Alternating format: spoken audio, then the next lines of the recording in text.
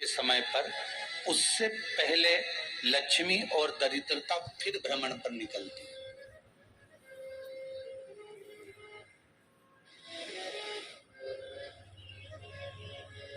शिव भ्रमण कर कर जब वापिस आ जाते हैं, हिंदू धर्म में पीपल के वृक्ष की जो गणना वराह पुराण में करी गई है, 4 बजे से 7 बजे तक शिव के भ्रमण का समय बताया है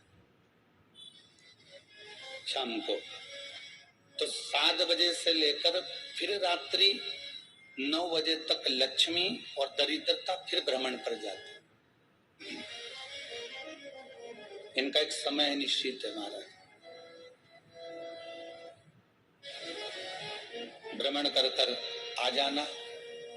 अब इस बीच में जब लक्ष्मी और दरिद्रता दोनों निकल कर जा रही हैं, तो दोनों एक भाव रख कर जाती हैं कि आज हमको कहां प्रवेश करना।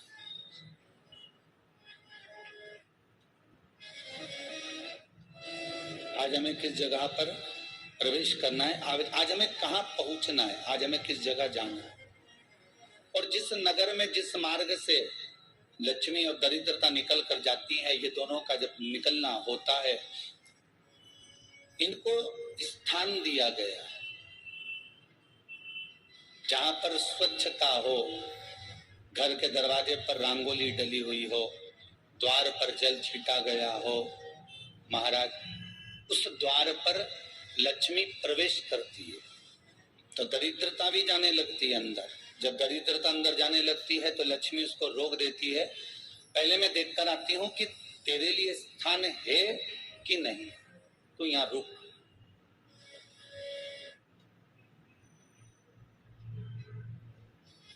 कुछ देर तक दरिद्रता बाहर खड़ी रहती है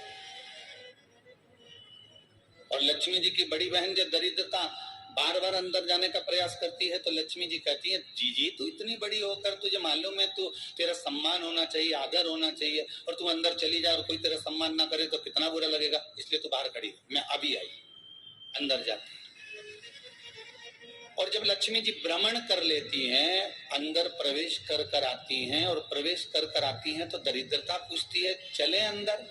तो लक्ष्मी जी कहती हैं, तुझे मालूम नहीं है क्या जीजी कि जिस घर में मैं प्रवेश कर जाती हूँ उस घर में फिर दरिद्रता नहीं जा सकती, क्योंकि ये तेरा वचन था, ये तेरा वचन था। अपन दोनों का जब मंगल विवाह हुआ था, मेरा विवाह जब नारायण के साथ में हुआ और तुम्हारा विवाह जब दुस्साह मुनि के साथ हुआ, दरिद्रता का विवाह दुस्साह मुनि के साथ हुआ। जब अपना दोनों का विवाह हुआ था तो अपन दोनों ने एक वादा करा था कि जिस घर में लक्ष्मी प्रवेश कर जाएगी उस दिन फिर दरिद्रता नहीं जाएगी, और जिस घर में दरिद्रता प्रवेश कर जाएगी उस घर में फिर लक्ष्मी नहीं जाएगी। अब जब मैं अंदर देख कर आ गई हूं तो तू अंदर नहीं जा सकती, अर्थात लक्ष्मी के चरण जिस घर में पड़ गए उस घर में फिर दरिद्रता प्रवेश नहीं कर रही। चलते चलते फिर दरिद्रता ने देखा और लक्ष्मी जी इसको लेकर गई, और लक्ष्मी जी ने देखा कि इसके दरवाजे पर जल नहीं छीटा गया, इसके दरवाजे पर ना रंगोली डली है, इसका द्वार साफ नहीं हुआ, इसके द्वार पर दीप नहीं है, इसके द्वार पर कलश नहीं है, इसके दरवाजे पर ढेर सारा कचरा पड़ा हुआ है, कोई श्वान कोई कुत्ता गंदगी भी कर कर चला गया, कहीं बिल्ली ने गंदगी कर रखी है, कहीं जीवों ने कुछ गंदा गिरा रखा है। तो फिर लक्ष्मी जी कहती है, जी अब मैं होकर आ गई थी ना, अब तू जा, तू होकर आ। और दरिद्रता प्रवेश करती है तो अंदर जाकर क्या देखती है दरिद्रता कि इतनी सवेरे से मैं घूमने इनके दरवाजे पर आई और ये तो सब चादर तान के चकाचक गुर्राटा भर भर कर सो रहे हैं। तो दरिद्रता कह देती है, तुम्हारा भाग्य ही बेकार है, तो मैं क्या करूं, तुम ऐसे ही सोते रहो। और दरिद्रता गुस्से में बाहर निकल कर आती है, लक्ष्मी से कहती है, लक्ष्मी तू इसके घर में जाना ही मत। तो दरिद्रता को कहती है, जी तेरी बात नहीं मानूंगी क्या मैं? लक्ष्मी जी बोली, मैं तेरी बात नहीं मानूंगी, बिल्कुल नहीं जाऊंगी इसके घर में, तो चिंता मत कर, चल आगे चल। फिर आगे ये लक्ष्मी और दरिद्रता का प्रवेश। आपके घर का द्वार आपके घर का दरवाजा। फिर निवेदन करूंगा एक बहुत सुंदर बात, हमें महाराष्ट्र से सीखना चाहिए, हमें साउथ से सीखना चाहिए, दक्षिण से। जिस समय पर भक्ति देवी यमुना जी के घाट पर रो रही थी अपने पुत्र ज्ञान और वैराग्य को गोदी में लेकर, समय देवऋषि नारद ने प्रश्न किया था कि तुम कहां पर पोषित हुई हो,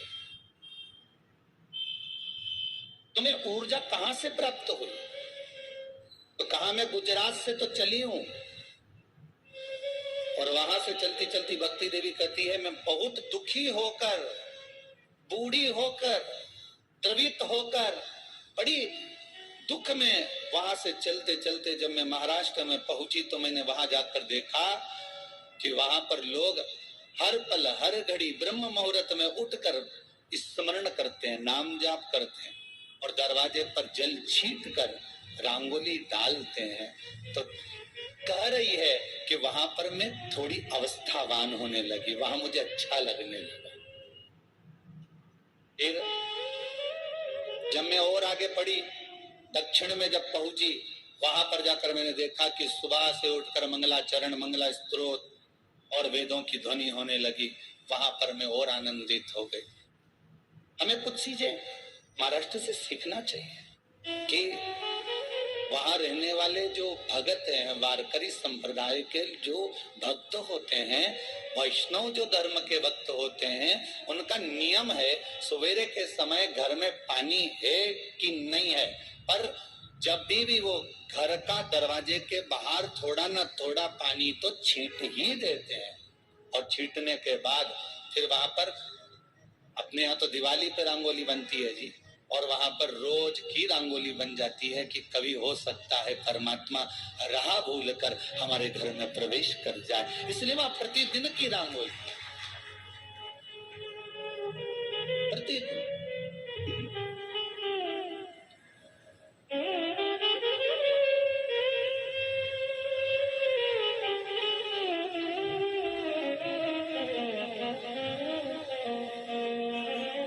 हमें सीखना चाहिए थोड़ा सा। आज के जमाने में तो बहू अपने कमरे की झाड़ू लगा ले, वो ही बहुत बड़ी बात है। खड़ी खड़ी बहू ये देखती रहेगी कि नौकरानी सही से झाड़ू लगा रही, वहां से लगा के लाओ, इधर से हेड के ले जाओ, वहां से कचरा सोरो, वहां से पोछा लगाओ। खड़ी रहेगी, उंगली से बताती रहेगी, पर इतना नहीं बनेगा कि सेविका से, नौकरानी से, दासी से कह दे कि तू मम्मी पापा के कमरे की लगा ले, मैं मेरे कमरे की लगा लूंगी, तू जा उधर।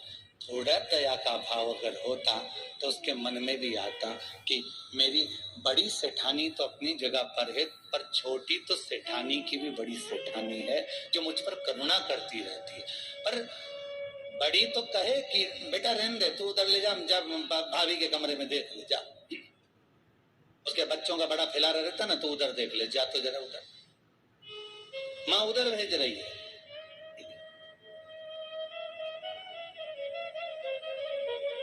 थोड़ा सेवा का भाव हमारे भीतर। और एक निवेदन तो हमेशा करा है और आज भी करता हूं, पूरे घर की सफाई करवाओ, पूरे घर में तुम पोछा झाड़ू जो चाहे करवाओ, मना नहीं है। पर एक निवेदन है, रसोई घर के अंदर बहू और बेटी ही जाकर भोजन बनाए तो अन्नपूर्णा सदा कृपा करती है महाराज। बहू और बेटी।